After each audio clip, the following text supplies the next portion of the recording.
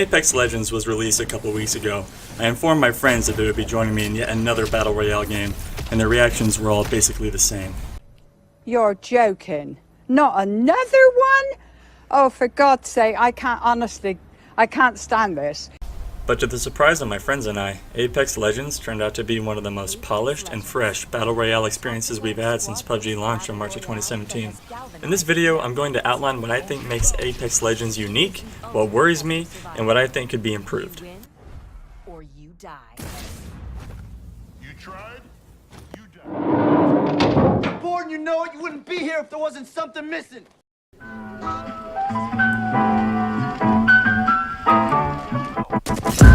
The developers over at Respawn Entertainment have been able to watch BR after BR after BR release and some succeed, thriving in their own little corner of the genre, while others dwindle and eventually push updates to a dying player base. By watching where some games found success and others failure, Respawn has created what may be one of the best BRs to date. Take for example the ping mechanic, such an incredibly obvious idea executed perfectly. In a game with exclusively 3-man squads, Respawn managed to make communicating with randoms far less of a pain than it was in games like Fortnite or PUBG.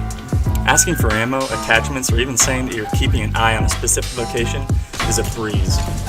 A class-based BR isn't a new idea. I believe Realm Royale was the first to launch with a system like this in place, but I don't think it's a reach to say that Apex classes, or Legends as they're called in-game, are way more fleshed out and interesting to use.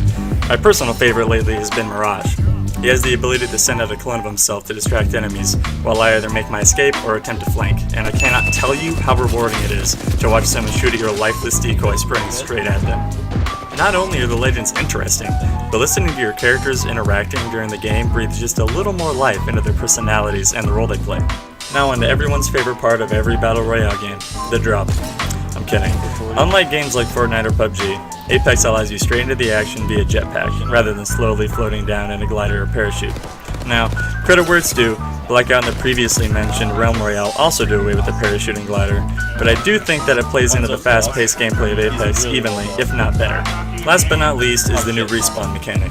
Like most BRs, Apex allows you to revive a downed teammate, but unlike most BRs, if your teammate does die, you're given a little over a minute to retrieve their banner and then unlimited time to respawn them at one of the many respawn beacons.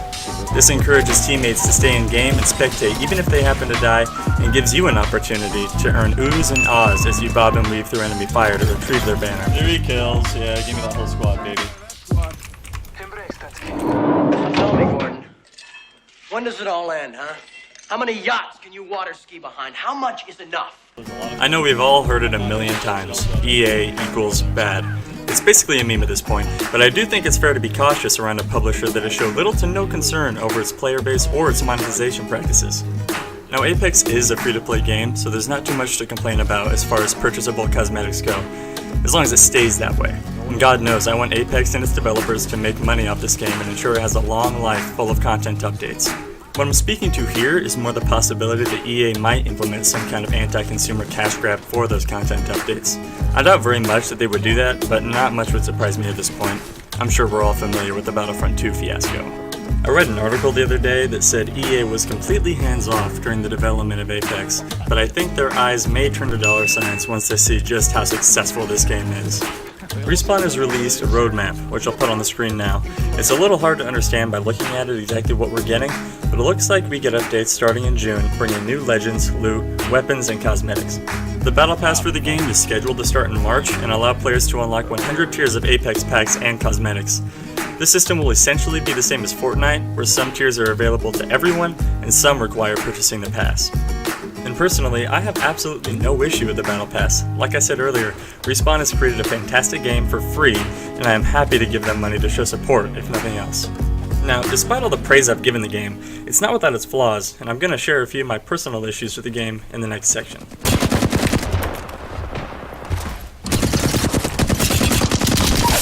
What a dummy. What the fuck?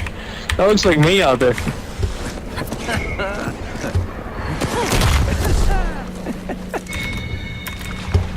Listen, quitting is for losers, and since I have flaws. What are they? Oh, I don't know. I sing in the shower. Sometimes I spend too much time volunteering.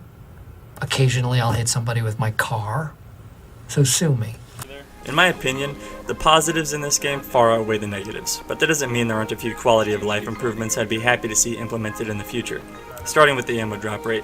It seems like at the end of every game, my team and I find ourselves scrambling to scrounge up enough ammo to get us through the next fight. Oh dude, I just got 3 limbs! Damn! My last point kind of goes hand in hand with the next, and that's magazine size, especially with some of the SMGs when compared to the damage they do. It may be that I just need to get good, but I often find that I'm reloading multiple times with most of the SMGs, especially in close quarters.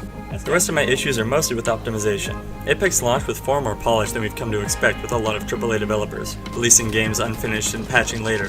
But even so, I too often find my frame rate dipping even after lowering settings, and my PC is plenty powerful enough to handle the game.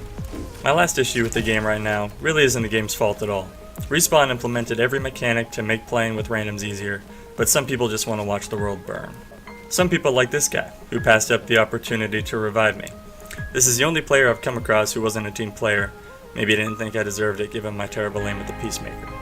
Well, that's the end of my video. If you couldn't tell by the shoddy editing, this is my first highly edited video, and I had a lot of fun making it.